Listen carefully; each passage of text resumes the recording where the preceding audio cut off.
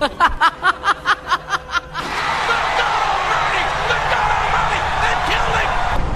ahead.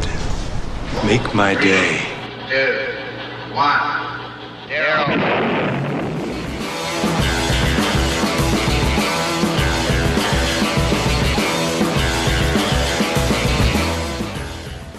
Hello and welcome to Right and Writer, the official podcast of the Washington Free Beacon. I am your host, Elizabeth Harrington. You can follow me on Twitter at LizWFB. The Free Beacon podcast is available on iTunes and Google Play. Please subscribe, tell your friends, and leave a review. Joining me from the right today is Free Beacon editor-in-chief and Beltway conservative Matthew Continetti. You might remember him from such mainstream media shows as NPR's Morning Edition and America's Newsroom. You can follow him on Twitter at Continetti. Hello, Matt. Hi, Liz. Thanks for having me. Always. Further to Matt's right is Free Beacon president and captain in the Space Force, Aaron Harrison. We're not exactly sure what he does around the office, but he signs the checks, and that's good enough for us. Hello, Harrison. Good afternoon. Up first on Right and Writer, Robert Mueller subpoenaed the Trump Organization, including, quote, some documents about Russia. The New York Times said in an understatement that Mueller appears to be broadening his investigation. The news came on the same day Trump sanctioned Russia for election meddling. Matt, is this investigation ever going to end? I think it will end in the next year, probably.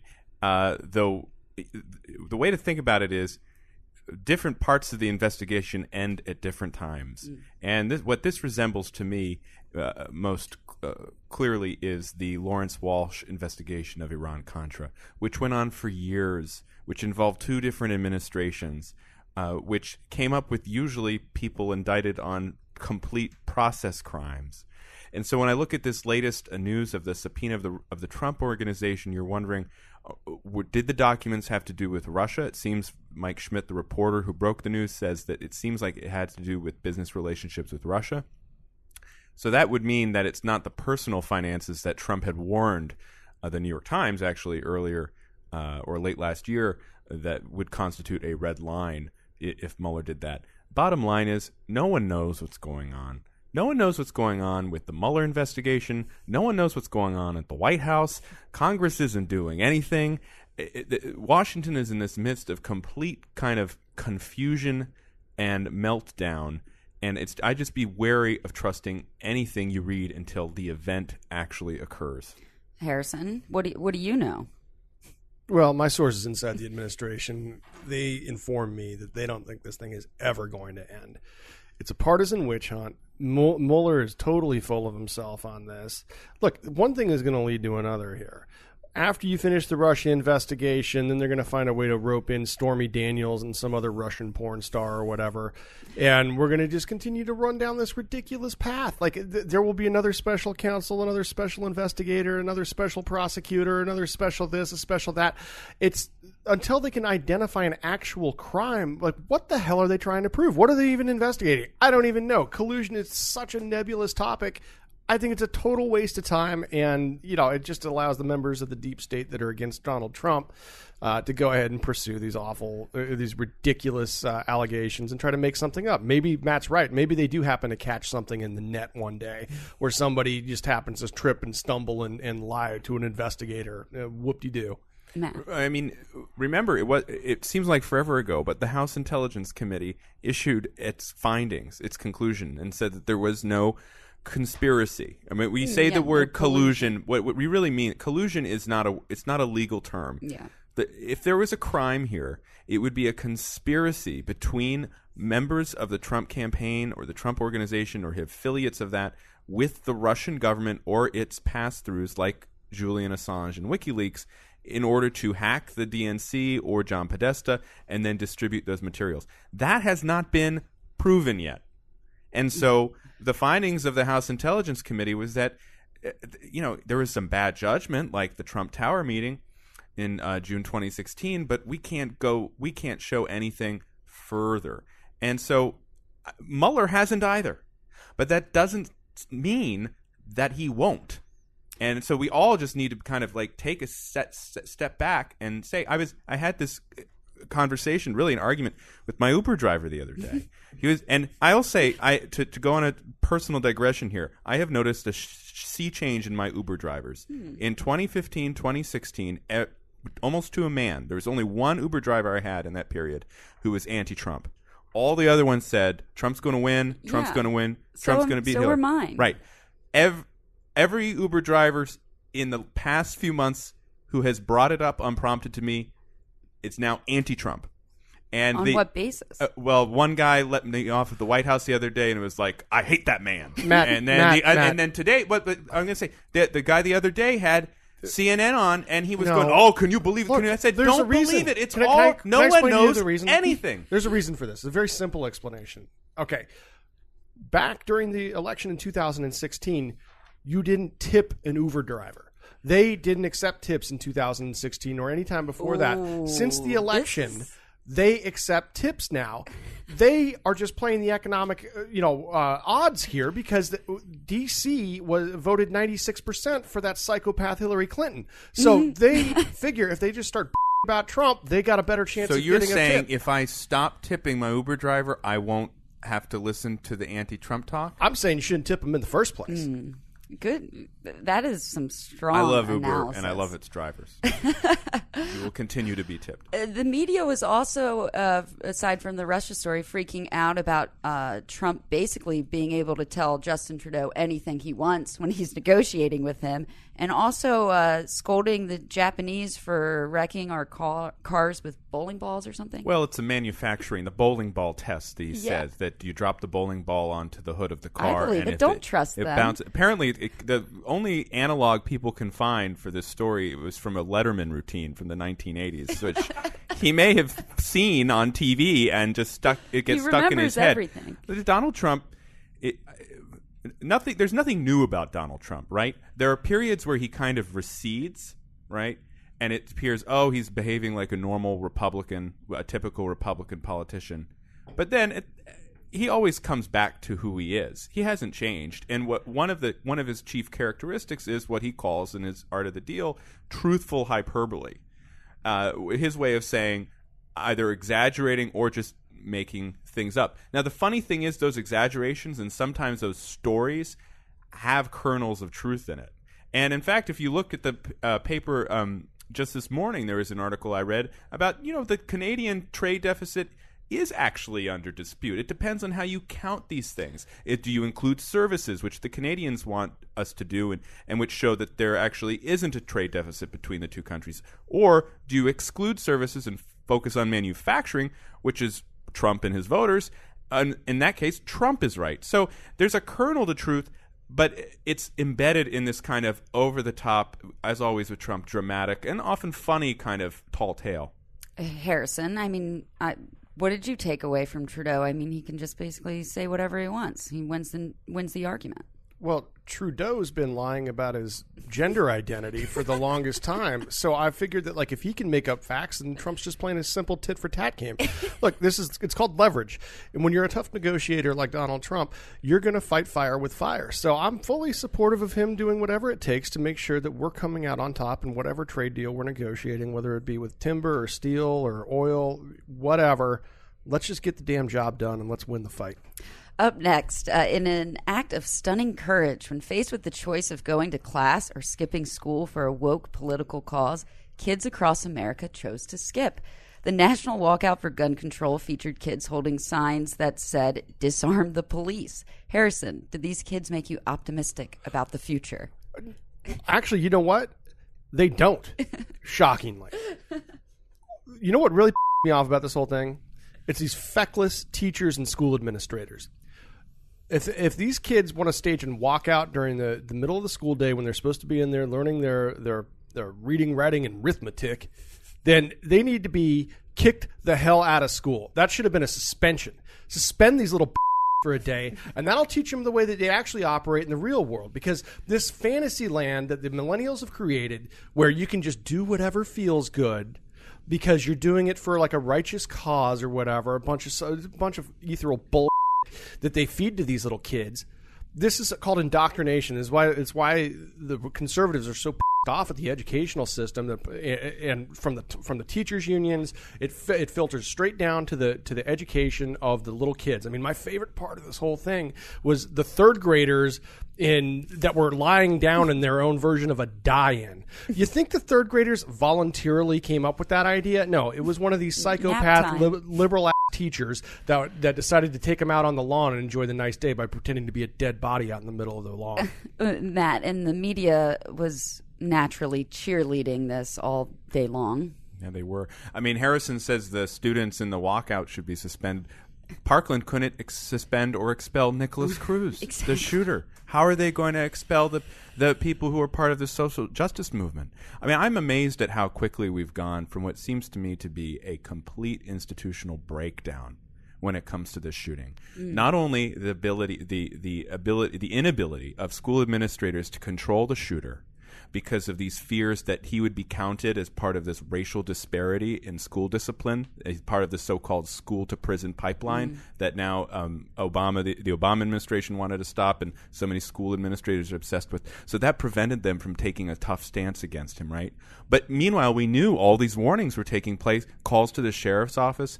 Then we have all the new footage showing the deputy outside while the shooting was taking place. Through his lawyer, he says, well, I thought I heard shots outside. That's why I didn't go in. We had the call to the FBI. Every single level of our government failed. And yet, because it coincides with the agenda of the Democratic Party, the entire national conversation has switched to proposing gun legislation that's just inconceivable. It's just not going to pass. It's unrealistic. This is the failure of the left. What is the solution to government? More government, right? That's always the answer. It never ends, and until they can actually install, I don't know, some people that actually have an interest in preserving these children's lives as opposed to running for cover and actually giving them the tools to protect the children. I don't really see how this ends. The same day of the walkout, they released the surveillance video that showed the cop not going in. But that gets no coverage because it is a fantasy world where we just talk about gun control policies, but we don't talk about what actually happened to prevent it again. Well, and even Congress passed a gun control bill this year. I mean, it's not gun control. It's a school security bill, and it helps background checks and such. But that, too, that is neglected in favor of kind of just sort of signaling, virtue signaling. Right. Up next, a very close race in Pennsylvania's 18th district appears to have been won by Connor Lamb, a, quote, God-fearing, gun-owning Democrat who supports tariffs and won't support Nancy Pelosi. Matt, is this so-called blue wave all that blue? Right. Well, it has to be a purple wave to actually win the House for the Democratic Party, like what happened in 2006. It's so interesting. I went to the websites of the two candidates in this race, and the website that talked about opioid addiction, infrastructure, and protecting Social Security, right? If you think three big Donald Trump campaign planks, was Connor Lamb's. And, of course, Connor Lamb said things about guns which were completely contrary to the gist of the national conversation over this school walkout. Connor Lamb says he's pro-life. He's not really, but just, again, signaling pro-life is enough to kind of neutralize the issue in some of these districts. And the Republican candidate, Saccone, he was a much more typical kind of Wall Street Republican and reluctant to embrace the Trump agenda. This is an example of how Trump understands the Republican voter much better than Republicans do, and that's a major problem for the Republican House majority in the fall, because you know who has pretty good instincts when it comes to politics?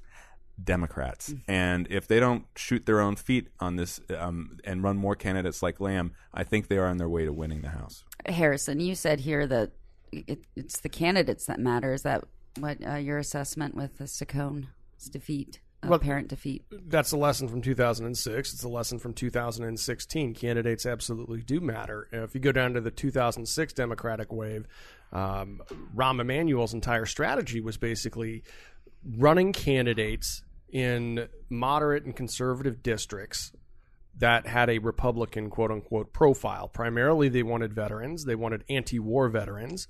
They wanted conservative. They wanted conservative in appearance, as opposed to the flaming liberal hippies that are running around in Vermont right now. It was a successful strategy because they run as Republican light. Now, I am more skeptical that they're going to be able to retain their Democratic base when we get to the midterm general election. I'm not really seeing that the Democratic Party is coming together cohesively like they did in 2006. They had the war to galvanize around. They had the failures of the government over Hurricane Katrina. And I'm not seeing it other than their pure hatred of Donald Trump. So if that's enough to run on, well, we're going to find out. But in terms of an actual message, a coherent message, and an actual strategy that's developing for the Democratic Party, I don't see it at this point the way we saw it in 2006. It's been enough for a while. I mean, it was enough in Alabama. It was enough in Virginia. It was enough here in Pennsylvania. And even in the special elections that Democrats lost, their vote was up from 2016. So there are a lot of people who just want to show that they dislike Donald Trump, and that may be enough to win those 24 seats to take the control of the House.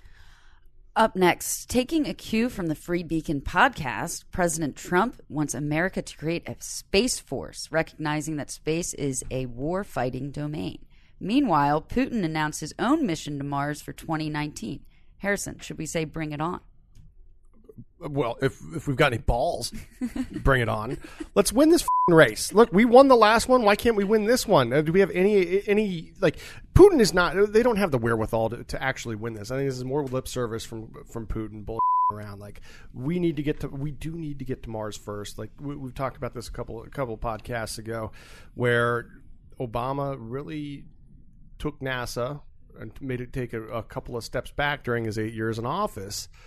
There was no replacement for the shuttle program.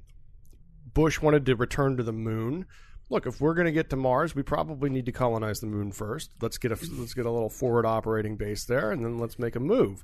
But if we're going to get our asses out to Neptune and Pluto and beyond, yeah, I want the mission to Neptune. Yeah, we got to get there. I don't think there's any. Look, we need to lead. We need to lead. We need to win, and let's start making some audacious goals, and let's really start to accomplish them. You know, I mean, Trump always thinks big. That is when he is in every dimension. He's always thinking over the top, kind of over the bounds of convention. And this reminded me of his idea for the solar wall, which I always love too. Which would you have the solar powered wall, right? Which it would pay for itself that way. You know, if you have a space force, if you do space exploration, why not get the Defense Department involved? That's what I don't understand. So many of our largest technological leaps come from our defense industrial base and the necessity of improving military technology. Let's have the Space Force, and let's have a Star Fleet. Yeah. I'd sign up. You'd enlist. I'd enlist Ensign Continetti. Already a I would like the science division. I'm not good at math. Shocking. But I like the I'm not, but I was kind of, you know, that's the division that I liked the most. I'm not going. I'm going to stay here, and I'm going to direct it from Earth. I'm happy here. You know, I'm happy. You're going to direct. No. I'm going to manage this situation. All right. Win the war at home. Before we jump into our culture topics, it's time to chat with our pop culture expert, Natalie Johnson. Hello, Natalie. Hello, Liz. So we've had some kind of devastating celebrity breakups this week. Can you tell us about them? Yeah, I mean, it's official. Cuffing season is over, and we're moving into single summer. We had the breakup of Justin Bieber and Selena Gomez, Gigi Hadid and Zayn, and just recently, Don Jr. and his wife Vanessa are now separating. She filed for divorce. That's very, very sad. All three, and it's really not a good time to be in a relationship right now. It's devastating. You know, I didn't even know what is it? Zayn and Gigi. I had heard of her. I guess she's a model. Yeah, I'm out of it. This is why we need you to come on to explain. So what does he do? Zayn was the lead singer in One Direction, if you recall. Oh, okay. I've heard of that. And now he's a solo. But I want to hit back to Justin Bieber and Selena Gomez, because that to me was the biggest celebrity breakup of the week. Yeah. And I this is a side tangent, but I want to go on with Justin Bieber gets so much crap from the press. But what people don't talk about is he's building a church. Yes. He dropped out of his tour to build a church, and he still gets on by the media. And I don't want to step on your toes a little too much because you're going to touch on this, but then you have people like Katy Perry who who banter for Hillary Clinton and Obama and wear these obscenely hideous political dresses. Who started out in the church and now who started out in the church, left the church and just killed a nun. So I mean, this is just another example of media bias against these God-fearing people. What kind of church are we talking about here? It's a Christian one. Yeah, I think it's like evangelical, right? He's very. I actually know some. This is. I feel amazed because Natalie's talking about something that I know. But he is very active with this pastor. Oh yeah, who's become kind of a spiritual mentor. Pretty awesome. He's apparently Hollywood's rock star pastor. You don't really think of him or his songs in Christian terms, but yeah, he's pretty serious about this. The Purpose tour. It was the Purpose tour. He found purpose. Yeah. But he then canceled it because of his but you do have songs religion. like "Is It Too Late Now to Say Sorry?" And I think that's a sign of repentance. Forgiveness. It's never it's never too late. Though. I'm not buying it. I am not buying this Why? religious reformation of Justin Bieber. Well, he I am also not got buying Selena. it. There is some scam going on here. I don't know what the Church of Scientology or whatever the hell he's dealing with. No. It's a This is Christian Christian. I would rather have Justin Bieber and his pastor than Tom Brady and that quack masseuse,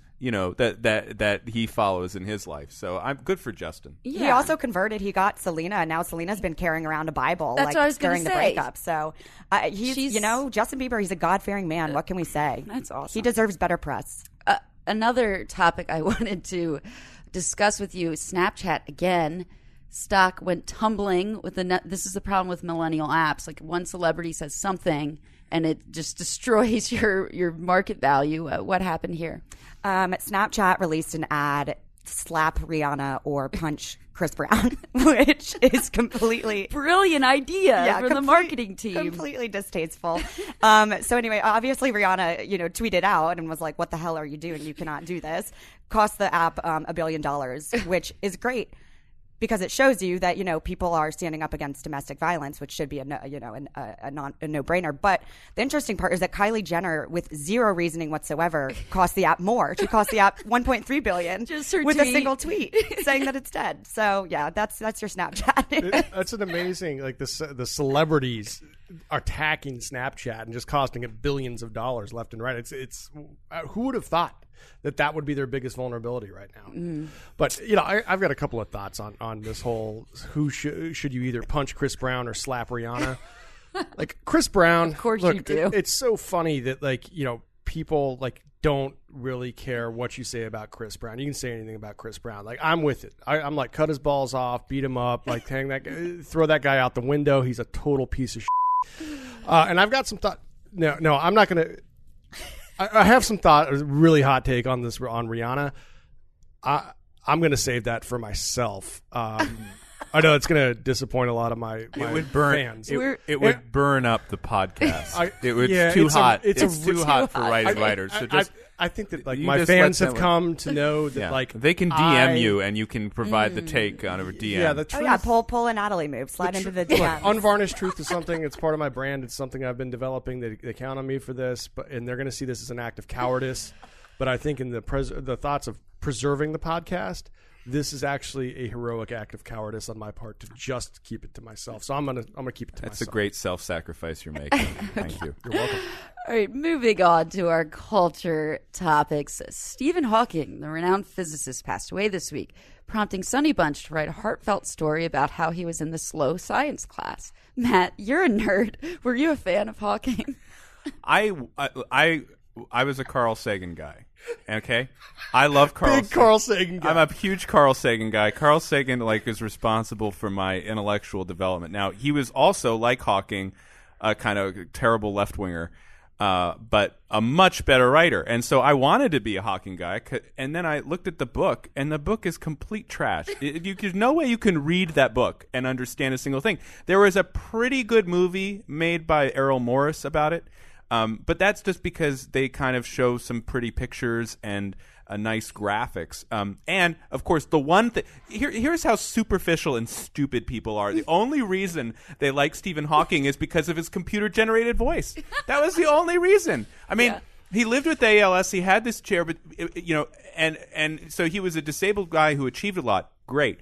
But really, what you wanted to hear was the computer-generated voice. That's what made him a cultural icon, and we should just recognize that. Harrison?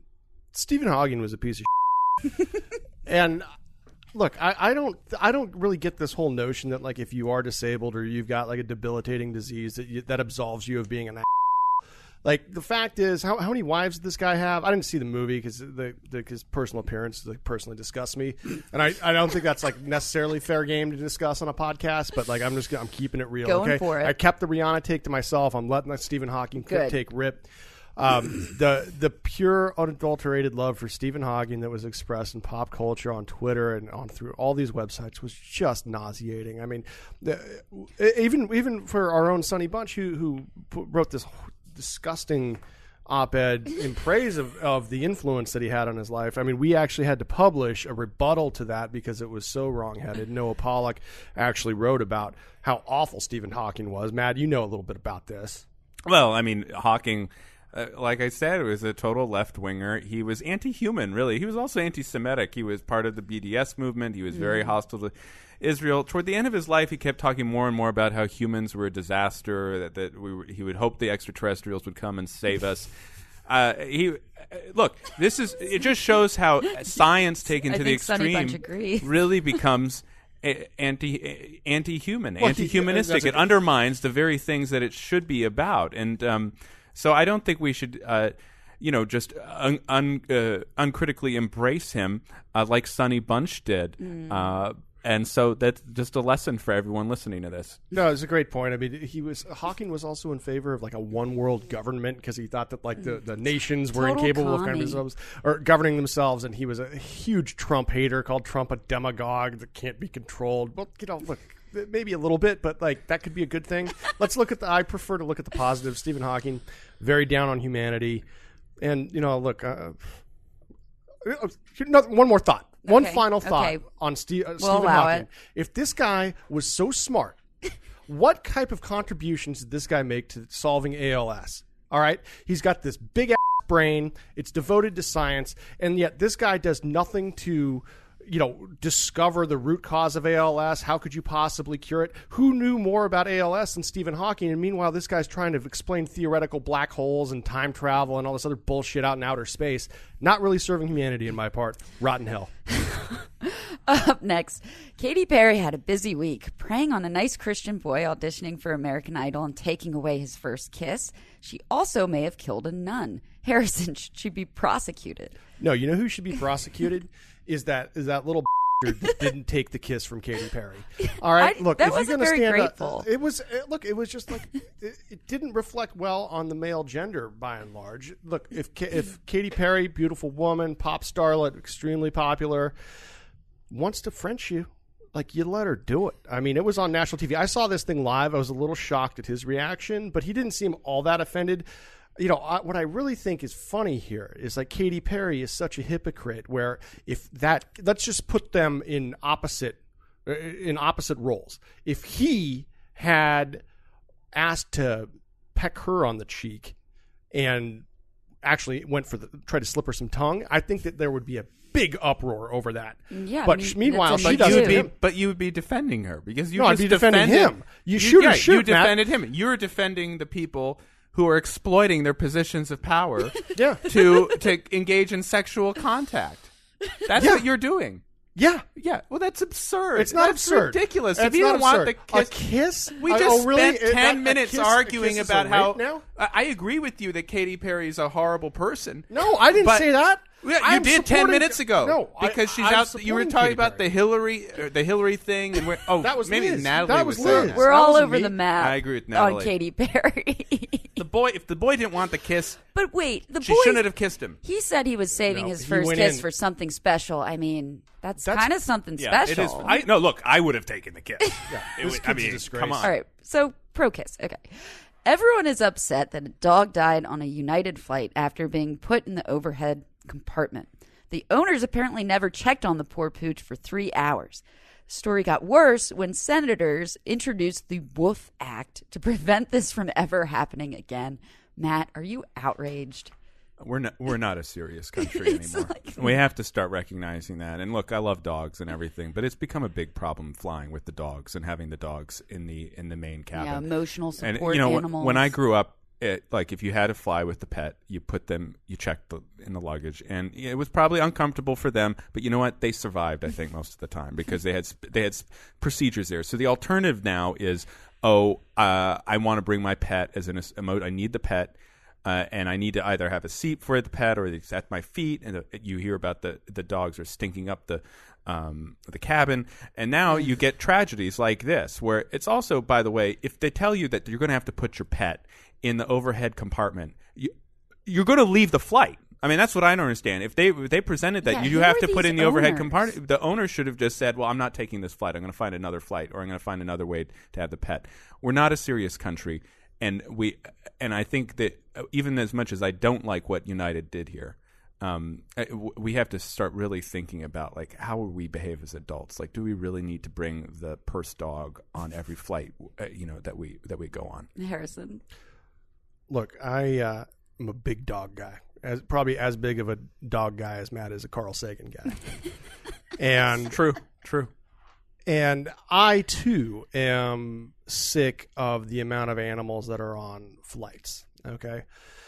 Everybody under the sun is now able to declare who's the one with the emotional support peacock? You remember that one a couple weeks ago? Outrageous. What are these animals doing? And also the only hamster. The only people that should be allowed to bring dogs on to flights, U.S. Marshals, and I would say, anybody that is a veteran. I think all veterans that have served overseas should be allowed to bring whatever animal they want. Those are my three exceptions. Unfortunately, that is all the time we have for today's edition of Right and Writer. I'd like to give a special thanks to our producer, Louis Bunch IV, and of course, our Free Beacon guests, Matthew Continetti, Aaron Harrison, and Natalie Johnson. Remember, find us on iTunes and Google Play. Just search for Free Beacon.